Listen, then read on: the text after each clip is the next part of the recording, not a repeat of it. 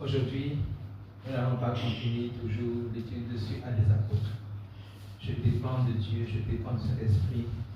Et il m'a communiqué un message que je dois vous le transmettre.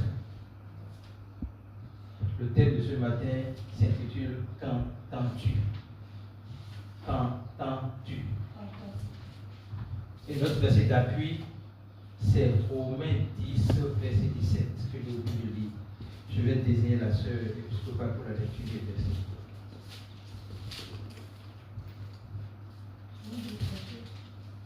Romains 10, verset 17.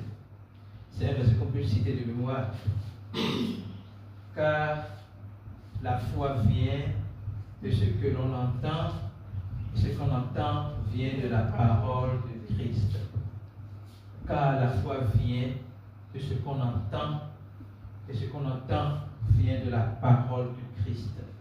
Et nous savons que la parole de Christ ici fait référence à l'évangile, à la bonne nouvelle, au message qui expose l'œuvre que Christ a accomplie à la croix pour vous et moi. La foi vient de la bonne nouvelle. La foi vient de l'évangile. La foi vient de l'œuvre que Christ a accomplie. La foi vient du sacrifice de Jésus-Christ à la croix pour toi et moi. Lorsque nous annonçons l'évangile aux gens, lorsque nous avons écouté l'évangile, c'est la foi contenue de l'évangile qui nous a donné la capacité de croire cet évangile. Parce que pour croire l'évangile, ce n'est pas quelque chose de rationnel. Pour croire en l'évangile, ce n'est pas quelque chose de rationnel. Il faut une foi qui dépasse celle, la foi humaine, la foi naturelle, pour accepter que Christ est mort pour toi, Christ est mort pour tes péchés, il a été enseveli et ressuscité le troisième jour. Jusqu'à présent, les gens continuent de résister à ce message parce qu'ils n'ont pas laissé le cœur se convaincre par l'évangile. Mais le message de ce matin, c'est beaucoup plus dans l'approfondissement de ce verset. Ce verset nous amène à savoir que l'évangile porte en lui la foi que nous avons besoin pour croire en l'évangile. Mais le message du matin va se focaliser sur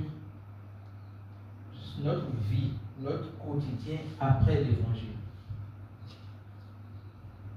Si nous sommes sauvés par la foi dans l'évangile, notre chrétienté doit s'enraciner toujours sur cette foi dans l'évangile.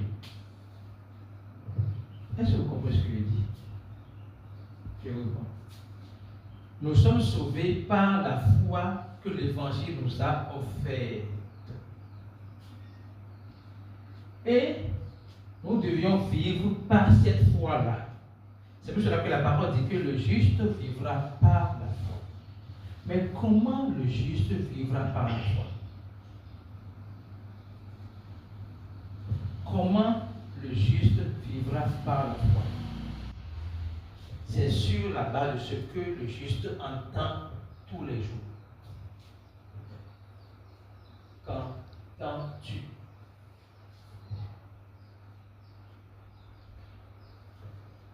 Qu'entends-tu? La foi vient de ce qu'on entend. Et ce qu'on entend vient de la parole de Christ. Et je voudrais donner une définition de deux mots qui seraient contraires au concept des dictionnaires. Mais nous sommes ici des étudiants de la parole. Donc, ma définition va se baser sur la parole. Ok? Il y a une différence fondamentale entre écouter et entendre. On peut écouter un message sans entendre le message. On peut écouter une prédication sans entendre la prédication. Et quand on voit le ministère de Jésus-Christ lui-même, il enseigne. Quand il vient d'enseigner, il dit que celui qui a des oreilles pour entendre. Ça veut dire que les gens ont déjà écouté ce qu'il a dit. Ok? Les gens ont déjà écouté ce que Jésus-Christ a dit. Mais il n'est pas sûr que tous ceux qui ont écouté ont entendu. Est-ce que vous comprenez? Le dictionnaire dit que l'écoute, c'est une action active et que entendre, c'est une question passive. Non. L'activité ici, c'est au niveau de l'entendre. Tu peux écouter un message sans entendre le message. Mais tu ne peux pas entendre un message sans l'avoir écouté. Est-ce que vous comprenez ce que je dis? Donc, notre défi, c'est pouvoir s'imposer le devoir d'entendre. Et entendre veut dire comprendre, méditer, creuser, approfondir et enfin en avoir la conviction. Est-ce que vous comprenez ce que je dis? Ce qui a fait que nous avons dit oui à l'évangile, c'est pas parce que nous avons écouté l'évangile, c'est parce que nous avons entendu l'évangile. Nous avons compris l'évangile. Nous avons été convaincus par le Saint-Esprit du péché et nous avons dit oui, je veux recevoir ce pardon de Dieu. Mais nous devions appliquer ce même principe dans toute notre vie chrétienne sur la terre. Qu'entends-tu? Nous venons sur les dimanches, nous enseignons, nous parlons de Dieu. Mais celui qui te quitte ici, on fait à peine 2 heures sur 24 heures de la journée ici. Maximum 2 heures. Les 22 heures restant là, qu'entends-tu? Qu'est-ce qui fait l'objet de ta méditation? Qu'est-ce qui fait l'objet de ta réflexion? Qu'est-ce qui anime ton cœur? Parce que ce que tu entends influencera ce que tu diras. Ce que tu entends influencera ta conduite. Ce que tu entends influencera ta manière de faire face aux défis. Qu'entends-tu? Quand la Bible dit que le juste vivra par la foi, il faut bien comprendre que le juste a été sauvé par la foi et donc il n'a pas d'autre choix que de vivre par la foi. En principe, il n'a pas de choix. Mais nous avons tendance à faire de vivre par la foi une option, un choix. Je peux vivre par la foi quand je peux vivre naturellement. Le constat de vivre par la foi, c'est vivre par la vue. Nous devons vivre par la foi et non par la vue. Quand tu as le focus sur les circonstances, quand tu es concentré sur les circonstances, il est évident que tu ne vas plus pouvoir pas vivre par la foi. Parce que la foi te dit ta vérité, ta réalité. Mais les circonstances te disent le contraire de ce que la foi te dit. Tu dois pouvoir imposer aux circonstances ce que ta foi dit. Mais cela dépend de ce que tu as pu entendre. Cela dépend de ce dont tu te nourris. Qu'entends-tu? Sur 24 heures de la journée, combien de temps tu consacres à réfléchir à la parole de Dieu? Aujourd'hui, nous sommes confrontés aux portables et aux réseaux sociaux.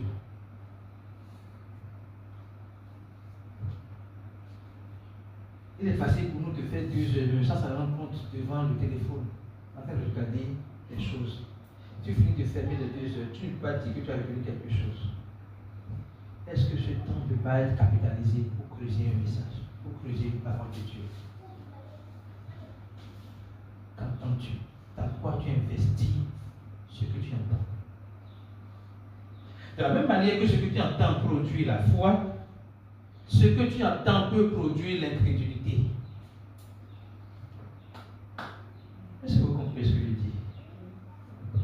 de la même manière que ce que tu entends, qui vient de la parole de Dieu, pour produire la foi qui te permet de tenir ferme. De la même manière, ce que tu entends, qui n'est pas la parole de Dieu, peut produire l'intégrité, remettre en cause la parole de Dieu. Qu'entends-tu? Je voudrais que ce message nous interpelle personnellement. Parce que le temps que nous faisons ici ensemble, ça s'appelle 2 heures, dans une semaine. Mais on a quand même 7 jours, 24 fois 7. Qu'est-ce que nous faisons de 7 temps, de ce temps-là? Je prie que le Seigneur vous parle personnellement. Moi, en premier. Parce que ça n'est pas venu par hasard. Qu'est-ce que tu entends? Dans quoi tu es prêt à investir ton temps d'écoute? Je fais un don, on te dit, j'ai dit le temps d'écoute. Écoutez bien. Quand la parole, il y a un esprit qui dit, il a le don de l'écoute. L'expression là signifie quoi? Quand la parole, l'expression dit, il a le don de l'écoute, c'est qu'il a le don d'écouter ce que tu dis, mais de comprendre ce que tu dis. Il peut écouter ce que tu dis sans comprendre ce que tu dis. Donc c'est toujours l'entendement qui est au rendez-vous. Prions que le Saint-Esprit nous donne l'entendement, nous ouvre notre entendement à comprendre sa parole. Et investissons notre temps à comprendre sa parole. Notre visite est une fille qui doit être enracinée dans la parole de Dieu. Pas dans la parole des hommes. Pas dans les bérets sur les réseaux sociaux. Pas dans la promotion du négatif. Non. On doit s'enraciner dans la parole. Pourquoi? Parce que à chaque instant de notre vie, nous sommes challengés par le malin. C'est de chaque instant. Ce n'est pas de chaque jour. Chaque instant de ta vie, tu prends des décisions. Tu fais des choix. Ces choix sont automatiquement influencés par ce que tu as l'habitude d'entendre. Par ce qui devient vérité en toi.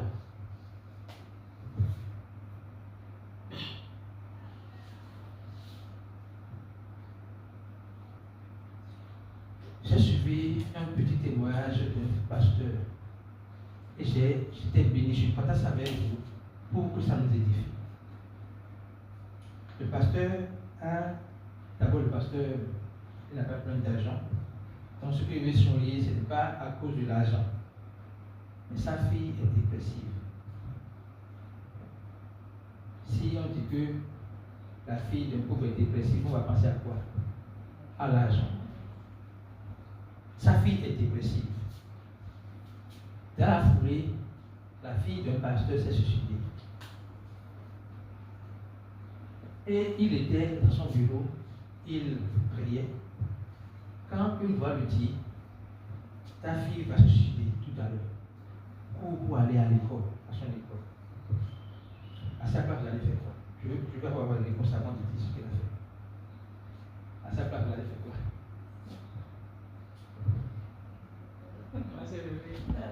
Vous allez vous lever. Vous allez vous lever.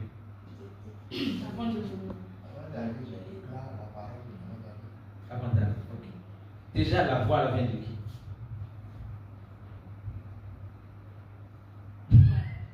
Vous voyez comment ça réfléchit. On doit savoir si une voix nous parle, on doit savoir qui est cette voix. La voix vient de qui? Répondez correctement. Tu malin.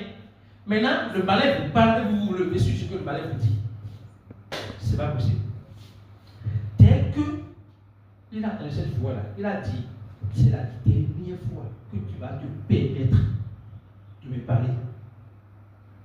Lui a dit ça en même temps, c'est la dernière fois que tu vas te permettre de me parler. Et je ne bouge pas d'ici. Et ma fille ne va pas se suicider. Et il a ajouté, Jésus est omniprésent. Là où ma fille est là-bas. Jésus va s'occuper de ma fille. Elle a continué. Sa fille qui était dépressive, par la grâce de Dieu, est devenue disciple de Jésus-Christ, affermée dans la foi. C'est pour vous dire, ce que vous entendez influence vos décisions. Et vous devez faire une claire différence entre la voix. Ça, parfois la voix du malin, ça apparente à la voix de Dieu. C'est pour cela que vous devez vous nourrir de la parole jusqu'à ce que, même si le truc semble trop vrai, vous devez pouvoir discerner que ce n'est pas Dieu.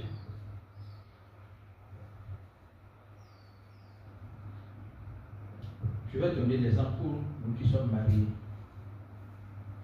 Quand ton époux n'est pas encore rentré, quelles sont les idées qu'on a? Maman, quelles sont les idées qu'on a? Oui, en dehors de ça.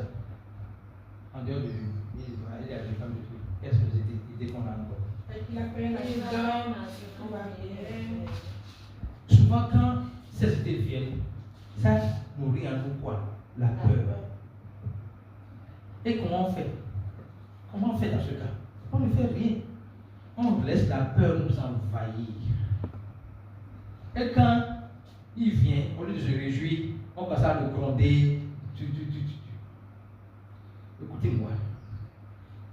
Par rapport à vos enfants, par rapport à votre époux, par rapport à votre business, chaque fois que vous avez peur par rapport à quelque chose, devenez ferme dans la parole. Dieu ne nous a pas donné un esprit de timidité ni de peur, mais de force. Je déclare dans le nom de Jésus que ce qui me fait peur est ma paix. Je déclare que mon époux est protégé, que mon épouse est protégée par Jésus-Christ. Et vous passez à autre chose. Vous devez être des guerriers et guerrières de la parole de Dieu. Qu'entends-tu? Parce que tu entends influencer tes décisions, tes choix. Je prie vraiment que le Seigneur nous donne la grâce de creuser notre entendement, de prendre le temps de nous nourrir de sa parole, pour pouvoir nous s'arracher de sa parole. Il y a tellement de choses à notre sujet que nous devons nous les savoir nous-mêmes et pouvoir les communiquer. La plus grande prière, ce n'est pas de prier 1 ou 2 heures. C'est de rappeler aux circonstances ce que la parole dit de toi par rapport à la circonstance. Je peux comprendre ce que je viens de dire. C'est de rappeler à la situation ce que la parole dit comme vérité que concernant la situation. Mais si tu es trop focus sur la situation, tu as oublié même ce que tu as dit à ce sujet. Alléluia. Qu'est-ce que tu entends? Qu'est-ce qui fait l'objet de ta méditation? Qu'est-ce qui fait l'objet de ta méditation tous les jours? Tu as des situations difficiles. Mais comment tu réfléchis à ces situations? Comment on fait? Seigneur, par rapport à ça, quelle est ta parole sur ça? Si tu as déjà lu la Bible plusieurs fois, une parole va venir dans ton esprit. Si tu as lu, tu notes.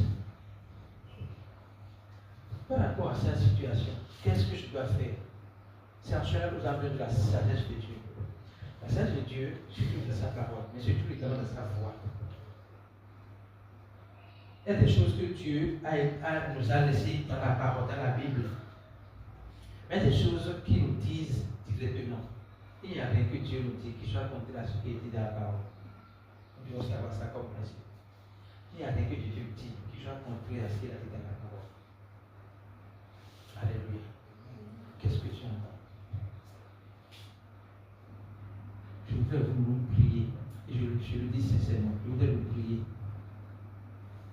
À ne pas être focus sur toute la journée, sur les choses qui n'ont pas de sens pour nous spirituellement. La vie est d'abord spirituelle avant d'être physique. La vie est d'abord spirituelle avant d'être physique. Si chaque jour tu te lèves, tu te nourris matin, midi, soir, tu te laves le corps, tu te fais beau, tu te fais belle. Mais tu dois aussi travailler, investir tout cela exactement dans ton âme.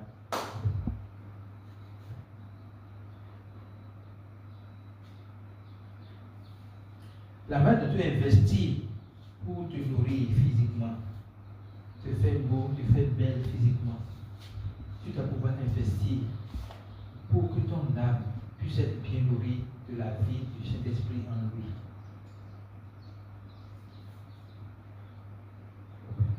Qu'est-ce que tu entends? Qu'est-ce qui fait l'objet de ta méditation, de ta réflexion? Quelle parole tu n'as pas compris et tu n'as pas cherché à comprendre? Tout à l'heure, quand mon épouse chantait, elle disait d'aimer son sifflement. Il m'a monté mon tour. Sois-moi des ténèbres que je vois ta lumière. Est-ce que vous savez que c'est un combat de tous les jours? C'est vrai. C'est vrai que nous croyons en Jésus-Christ, il nous a délivrés des ténèbres et nous sommes dans la lumière. Mais dans nos pensées, nous devons travailler à ce renouvellement tous les jours. Tous les jours, il y a un petit mensonge qui te mettait dans une petite ténèbre. Dans de petites ténèbres. Donc nous devons travailler à déconstruire les petits mensonges qui sont encore dans notre âme. La Bible dit que je veux que tu sois en bonne santé et que tu prospères à tous égards, comme prospère l'état de ton âme. Quand les gens prennent ce verset, ils pensent que c'est systématique. Non. Ce qui est investi dans ton âme là, c'est ça qui va produire la santé et la prospérité. Et la prospérité, dans ce contexte, ne suffit pas l'argent uniquement. Ça signifie succès dans tout ce que tu fais. Vous comprenez ce que je dis? La prospérité veut dire réussir, avoir du succès. Les gens limitent ça à l'argent, mais ce n'est pas ça. Ça veut dire que si tu as commencé à miser de sac là, ça va prospérer. Mais cette prospérité dépend de l'état de ton âme. Ce n'est pas de Dieu que ça dépend. Ça dépend de ce que tu as fait, donné comme nourriture à ton âme. Tu as un business de, je ne sais quoi, d'immobilier, tu vas prospérer. Au fur et à mesure que ton âme va prospérer. Donc la première prospérité qu'on doit chercher, ce n'est pas d'abord la prospérité dans notre physique, mais la prospérité de notre âme. Je souhaite que tu prospères à tous égards, que tu sois en bonne santé, comme prospère l'état de ton âme. Comme prospère l'état de ton âme. Donc tu dois chercher à faire prospérer ton âme. Et c'est dans ce domaine que nous sommes vraiment, excusez-moi, paresseux. Tu dois faire prospérer ton âme. Tu dois nourrir ton âme de la parole de Dieu. Qu'est-ce que tu entends? Quelle est la nourriture qui te donne ton âme tous les jours? Quel mensonge tu as déjà accepté qui te détruit? Que tu dois encore déraciner. Je prie que le Seigneur te donne cette grâce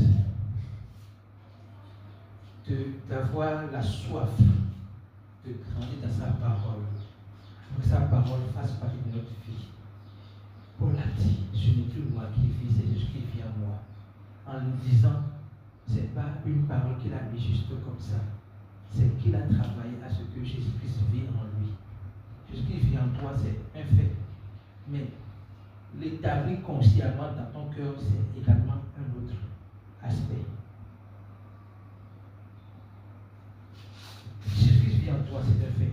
Mais manifester celui qui vit en toi, c'est une autre étape qui demande de l'investissement. Qu'est-ce que tu entends? Qu'est-ce qui te motive chaque jour? Qu'est-ce qui fait ta force au milieu des épreuves? Je vous ai dit, mon frère, ma soeur, je vous ai dit que ce n'est pas là, c'est pas lorsque tout va bien qu'on sait si on adore Dieu ou pas. La raison pour laquelle nous sommes équipés tout le temps ici, c'est pour pouvoir exercer notre autorité lorsque tout va mal. Lorsque tout va mal, tu vas dire Dieu n'existe pas. Tu vas dire Dieu t'a abandonné. Tu vas dire non, les non-chrétiens sont mieux que nous. Oui. On est en Jésus, on n'a plus la paix. Mais ceux qui ne sont en Jésus ont la paix. Tu vas commencer par dire du n'importe quoi. En le disant, ce n'est pas parce que tu ne sais pas que la parole dit je suis avec vous tous les jours jusqu'à la fin des temps. Ce n'est pas que tu as oublié ça. Mais le fait que tu n'as pas vraiment enraciné en toi, face à la situation, tu as cédé à ce discours du monde. Est-ce que vous comprenez ce que je dis? Nous devons travailler chaque jour une parole. La Bible dit que ce livre de vie ne s'éloigne pas de ta bouche. Médite-le jour et nuit. C'est alors que tu auras du succès. Médite-le jour et nuit. Sur ça, on doit méditer au moins la parole de Dieu au moins 2 fois dans la journée. Combien de fois toi tu le fais?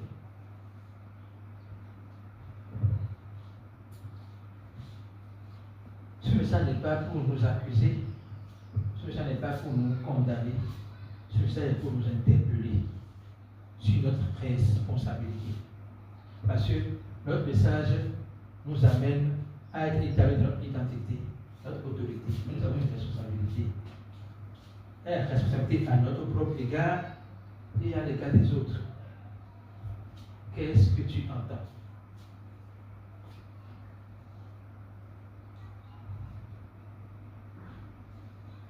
J'ai dit que de ce que tu entends viendra ce que tu diras et les décisions que tu prendras. La Bible dit que la vie et la mort sont au pouvoir de la langue. Et il y a un verset, il y a un complément que les gens ne disent pas souvent. C'est Proverbe 18, lisez-moi ça. Proverbe 18, si je me trompe. La vie et la mort sont au pouvoir de la langue. Proverbe 18, 21. On va lire la phrase qui suit là. La mort et la vie sont au pouvoir de la langue. Oui. Vous aurez à vous rassasier des fruits que votre langue. Vous avez entendu? Aura produit. Vous avez entendu? Reprenez pour qu'ils entendent. La mort et la vie sont au pouvoir de la langue. Oui. Vous aurez à vous rassasier des fruits que votre langue aura produit. Vous avez compris ça?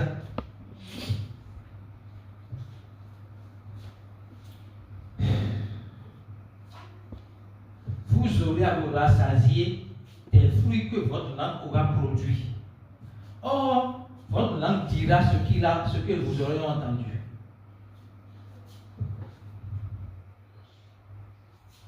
Votre langue dira ce que vous aurez entendu.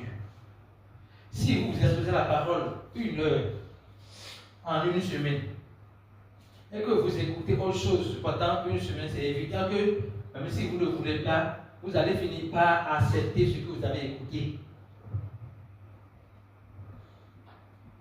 Et c'est ça, ce que vous avez écouté là, qui va devenir votre discours sans que vous ne sachiez. Non, c'est trop Dieu bénin. Tu viens de dire quoi? Tu viens d'accompagner ceux qui disent la même chose dans ce groupe. Toi, tu n'es pas du Bénin. Est-ce que vous comprenez? Tu es envoyé au Bénin comme un ambassadeur. Et celui qui pourra avoir tes besoins au Bénin n'est pas du Bénin. C'est Dieu lui-même qui pourra avoir tes besoins au Bénin. Et sa ressource est illimitée et dépasse tout ce que le Bénin peut produire comme richesse. Mais tellement on est inconscient de cette réalité que on se confond à la masse.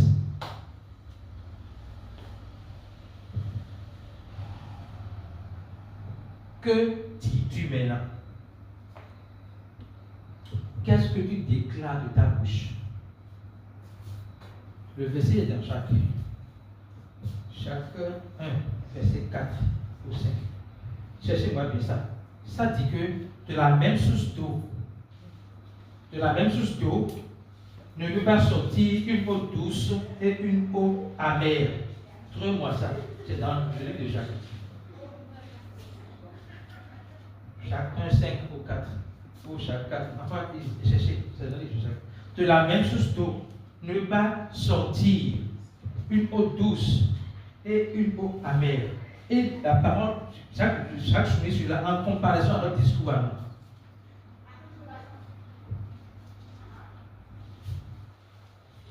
Le juste vivra par la foi, c'est une question tangible.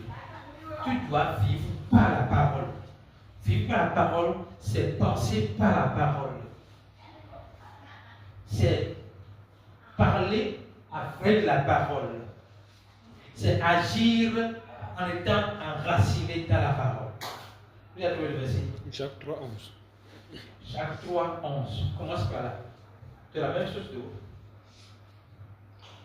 Avez-vous déjà vu de l'eau douce et de l'eau salée jaillir d'une même source à la même ouverture? Oui. Avez-vous jamais vu de l'eau douce et de l'eau salée jaillir de la même source, pas la même ouverture? Tu as combien d'ouvertures pour parler?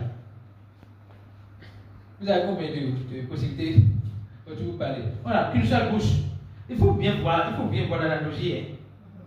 On a une seule bouche. On n'a pas deux bouches. Ok? Continuez.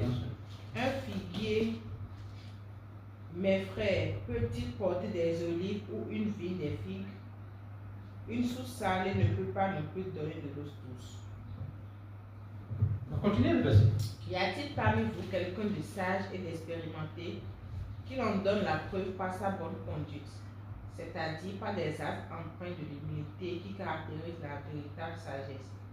Mais si votre cœur est plein d'amère jalousie, si vous êtes animé d'un esprit querelleur, il n'y a vraiment pas lieu de vous vanter. Ce serait un défi à la vérité. Une telle sagesse ne vient certainement pas du ciel. Elle est de ce monde, de l'homme livré à ses seules ressources. Elle est démoniaque. Car là où règne la jalousie, l'esprit de rivalité, là aussi habite le désordre et toutes sortes de pratiques indignes. Merci. Quel est le message que je veux que vous entendiez? De la même source d'eau ne peut sortir l'eau douce et l'eau amère. La nature humaine respecte certains principes. Et nous là, de notre propre bouche, nous sortons la mort, nous sortons la vie en même temps. Or la parole dit que chacun s'attende à se rassasier de ce que sa langue, ses paroles produisent. Qu'est-ce que tu dis?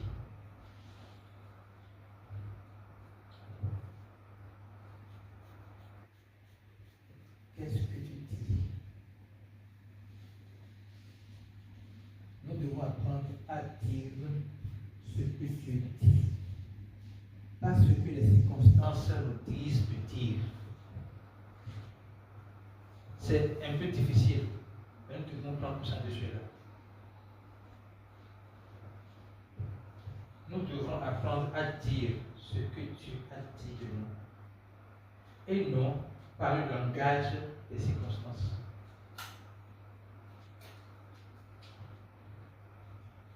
Jésus ne parle presque pas le langage des circonstances. Quelqu'un a dit que la personne dit. Pourquoi il dit ça? Est-ce qu'il vient de faire que la personne est morte? Non. Quand il parle à ses disciples par rapport à Lazare, il dit que Lazare dort. Et les disciples disent on ira le réveiller. Il dit non, c'est pas ce que je voulais dire. Je voulais dire qu'il est mort. Mais je vais le ramener à la vie. Et je vais vous faire témoin de ça. Pourquoi Jésus dit ça? C'est au-delà de son discours. C'est qu'il ne voit pas la fin dans la situation. Vous comprenez ce que je dis? Donc, parler du discours de la situation, c'est comme si tu vois la fin de la situation. Mais comment on le dira? Je suppose que tu es dans une situation de précarité. Et tu parles du discours de la précarité. C'est comme si tu ne veux pas la fin. Pour toi, tu vas rester dans la précarité à vie. Dès que tu ne comprends pas le discours de la précarité, c'est que tu vas rester à vie. Mais si tu vois la fin, tu parleras du discours de la fin. La fin est que je serai libéré, je serai délivré. La fin est que je vais triompher. Dieu me sortira de là. C'est la fin. Que dis-tu? Que dis-tu? Et je vais finir ma prédication de ce matin avec Marc 11. Après, je sais. Que dis-tu? Jésus a parlé à un figuier. Il a déclaré que tu ne porteras que des fruits. Dès qu'il a dit ça, rien ne s'est passé. Ils sont partis, ils sont revenus le lendemain. Puis il y a depuis le figuier à qui Jésus a dit la veille, tu ne porteras que des fruits, a séché. Et il a dit, Seigneur, le figuier que tu as maudit hier là, a séché. Vous voyez comment Jésus a commencé à le répondre. Verset 20. Le lendemain matin, en passant par là, il vit le figuier. Il avait séché du soir assis. Pierre, se souvenant de ce qui s'était passé, dit à Jésus, Maître, regarde le figuier que tu as maudit. Il est devenu tout sec. Jésus répondit, ayez foi en Dieu. Attendez là. La première chose qu'il met dans la balance, c'est ayez foi en Dieu. Pourquoi il dit ça? Écoutez bien. J'ai dit que vous êtes sauvés par la foi pour vivre par la foi. Ce n'est pas vous êtes sauvés par la foi pour vivre par la peur ou par l'incrédulité, tout ça. Vous êtes sauvés par la foi pour vivre par la foi et non pas la vue. C'est une image qui me vient, je vais vous partager avec vous. Lorsque Pierre marchait sur l'eau vers Jésus, sur l'ordre de Jésus, on dit voir le vent. Comment voir le vent? Voir le vent, il commence par couler. Qu'est-ce qui s'est passé? Il a détourné son focus de Jésus pour se concentrer sur autre chose. Et ce sur quoi il s'est concentré a nourri en lui l'incrédulité. Comment je peux marcher sur l'eau? Comment je peux marcher sur l'eau? Ce n'est pas que le vent soufflait. Le vent soufflait avant qu'il a commencé à marcher. Ce n'est pas après qu'il a commencé à marcher que le vent a commencé à souffler. Donc, il a détruit son regard de Jésus-Christ pour regarder autre chose. Et ce qu'il a regardé a nourri en lui l'incrédulité. Donc, quand Dieu dit ayez la foi, c'est que vous devez être concentré sur la foi. Sur lui. La foi, c'est Jésus-Christ. Ayez la foi. Vous devez être concentré sur Jésus, qui est la foi. Maintenant, lorsqu'il dit ayez la foi, maintenant, sur cette base, la suite. Vraiment, je vous l'assure, si quelqu'un dit à cette colline, soulève-toi de là et jette-toi dans la mer, sans douter dans son cœur, mais en croyant que ce qu'il dit va se réaliser, la chose s'accomplira pour lui. Attendez là. Vous allez me dire comme le frère l'a dit dans le verset. C'est quelqu'un. Reprenez le verset. Écoutez comment une fois Jésus parlait de dire. Oui. Vraiment, je vous l'assure, si quelqu'un dit à cette colline, soulève-toi de là et jette-toi dans la mer, sans douter dans son cœur, mais croyant que ce qu'il dit va se réaliser, la chose s'accomplira. Amen. Donc, dans le même verset, il a mis l'accent sur dire. Maintenant, que faut-il dire? À qui faut-il dire? Que faut-il dire et à qui faut-il dire? La montagne ici, c'est c'est une métaphore pour faire référence à tous les défis que nous pouvons rencontrer dans notre vie. Mais souvent, quand on a des défis, qu'est-ce qu'on fait? On se plaint. On se plaint. On dit à Dieu, oh Seigneur, où est le soupçon? Où est le soupçon? On dit à Dieu, mais on fait exactement le contraire de ce que Dieu nous dit. Il dit, ayez la foi. Donc le fait même de dire à Dieu le problème, c'est comme si tu manques la foi. Il t'a déjà donné la foi pour affronter les choses.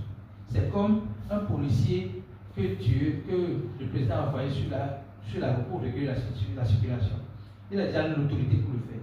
Il voit maintenant la situation, au lieu d'agir, il dit Dieu, voilà la situation qui est en face de moi, ça me dépasse.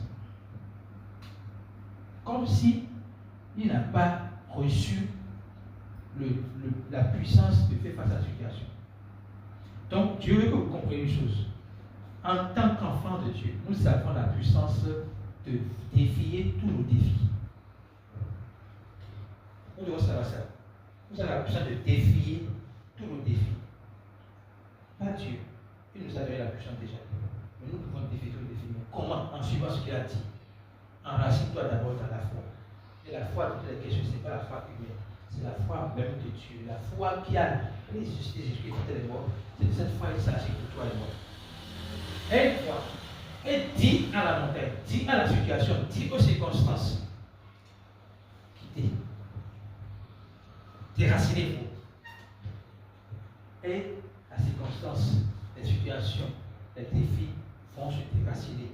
Il ajoute, si vous ne doutez point, si vous ne faites pas comme Pierre, qui se détourne de la vie de Jésus pour regarder aux choses, vous allez voir ces défis disparaître. Que dis-tu? Il y a des choses qu'on va dire à Dieu, il y a des choses qu'on doit dire aux circonstances. Dans le contexte ici, c'est à toi de dire à la circonstance que tu as un grand Dieu. Ce n'est pas de dire à Dieu que tu as un grand problème.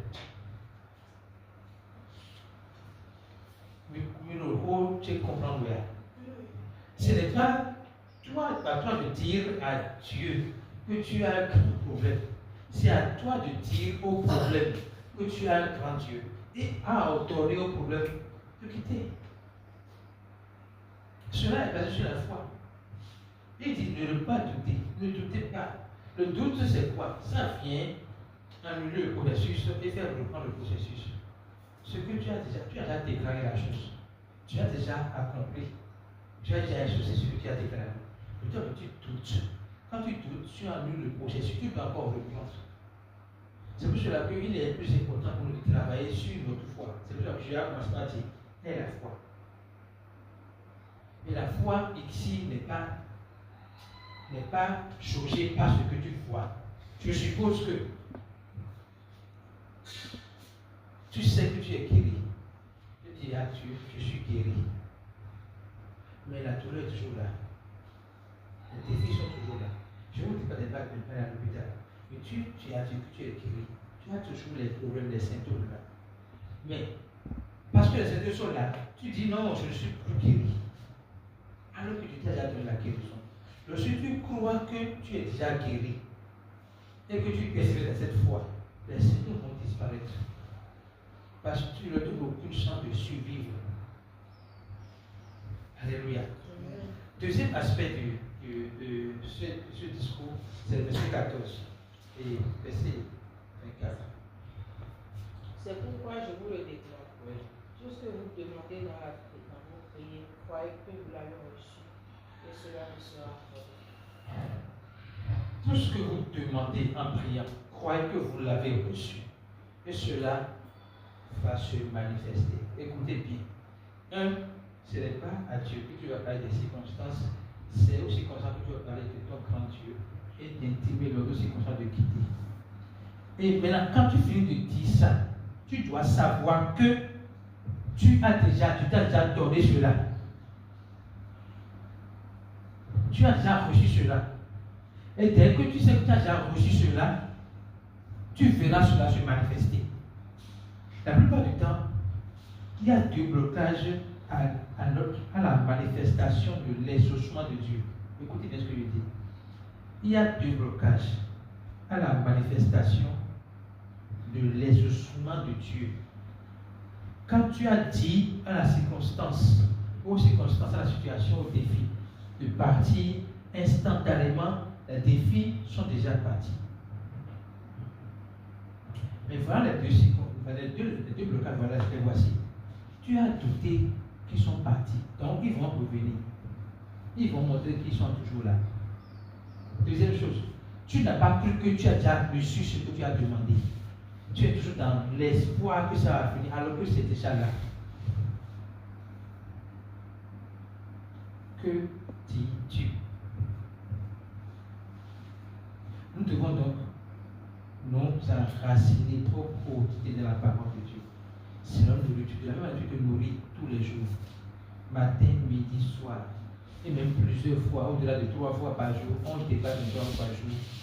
De la même manière, tu dois te nourrir de la parole de Dieu, de la parole qui t'a sauvé, de la parole qui va te continuer à te tenir, à te tenir ferme dans ce monde. Nous avons été générés, créés par la parole. Nous devons vivre par cette parole. Quand on dit que je suis par la foi, c'est vivre par la parole de Dieu. Et pour vivre par la parole de Dieu, vous devez la connaître. Vous devez creuser dans la Bible ce que Dieu dit à votre sujet. Vous devez planter une parole dans votre cœur et être sûr que cette parole est vraie. Ça ne peut même pas être plusieurs paroles, mais il doit y avoir une parole là que vous devez planter dans votre cœur. Je finis par un petit témoignage d'une autorité à qui j'ai prêché l'évangile et qui a souvent peur. Il a souvent peur et il doute. Et je lui ai dit, par rapport à tout ça, il faut qu'il répète cette parole. C'est la parole que je lui ai donnée. Ce n'est pas celle que je vous donne forcément, parce que Dieu vous a déjà donné des paroles. Celui qui est en moi est plus grand que celui qui est dans moi. Chaque fois qu'il va sentir la peur ou le doute, il répète, celui qui est en moi est plus grand que celui qui est dans le monde. Et plus il répète cela, plus il commence par avoir la paix.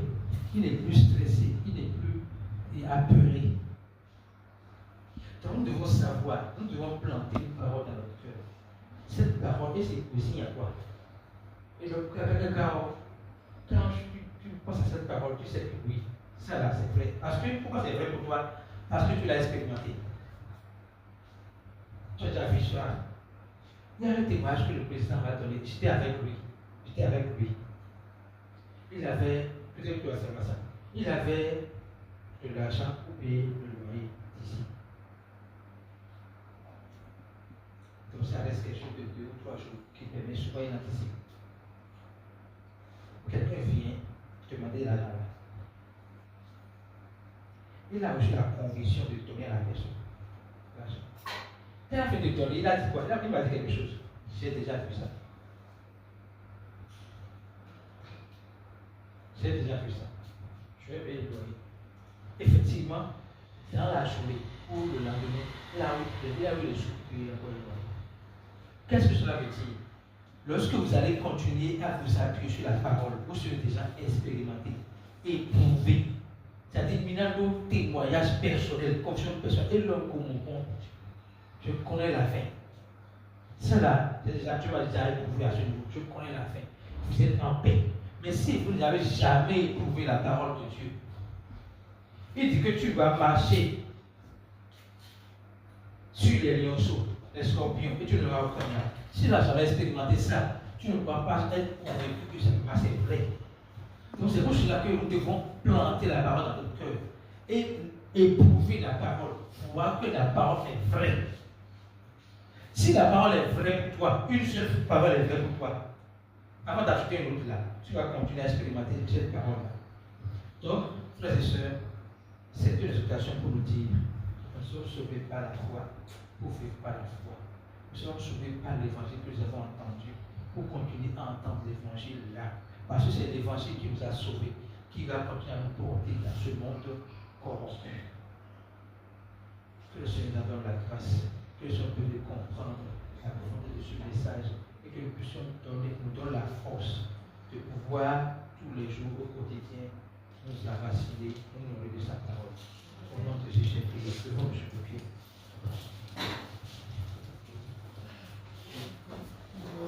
Je voudrais que chacun dise merci à Dieu. Merci pour les paroles que Dieu lui a communiquées ce matin. Je ne sais pas cette parole que tu as reçue. Je ne connais pas ce que Dieu t'a communiqué. Peut-être que ce n'est pas dans ce que j'ai dit. C'est peut-être que quand je parlais, il t'a envoyé, il t'a dit une parole spécifique dans ton cœur. Comment pas dire merci pour cette faveur, pour cette parole qu'il t'a donnée, pour cette parole qu'il t'a communiquée. Comment pas dire merci pour ce message qu'il t'a donné ce matin.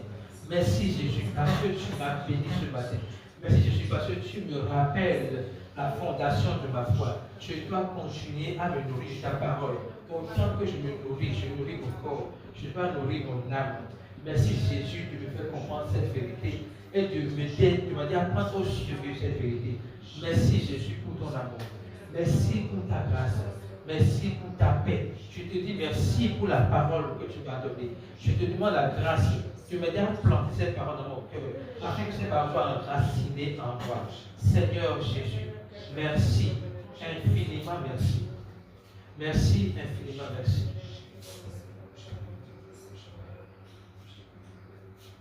Au nom de Jésus, nous avons prié. Père, je voudrais que tu m'aides à être poussé pour entendre les messages qui viennent de toi. Donne-moi la grâce, la capacité d'investir en moi pour pouvoir apprendre à écouter, à entendre ta voix, à entendre ta parole. Je veux que tu pries avec tes mots pour dire à Dieu, je veux apprendre de toi. Je ne connais rien. Je veux continuer à apprendre de toi. Je veux continuer à méditer la parole. Je veux disposer mon entendement à entendre ta voix. Je veux comprendre le message.